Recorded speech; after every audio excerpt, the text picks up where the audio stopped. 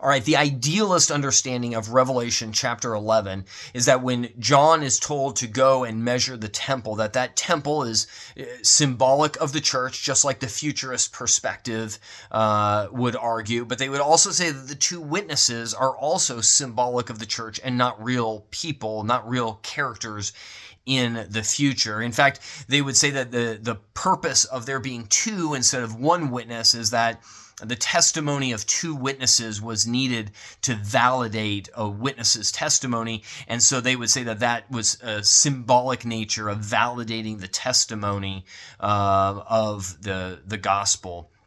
And so they would then look at that measuring of the temple and the witnesses going out as symbolic of the church and the church age that began at Pentecost. Or perhaps the ascension of Christ. And so they would say that all those time periods that are discussed are symbolic, and that this is just describing what the church age has been and the persecution. Some idealists would argue that the Antichrist is a real character, and then in the last 3.5 years prior to Christ's return, there will be this intensification of persecution.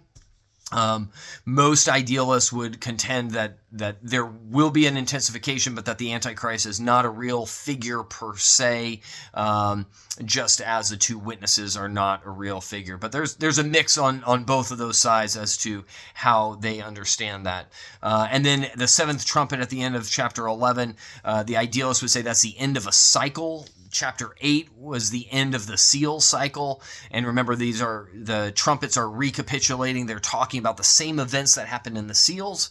And so now we're just kind of cycling back around once again. And so from an idealist perspective, they look at these things mostly from a spiritual perspective, a symbolic perspective, and do not see these as actual finite, literal historical events that are to come in the future.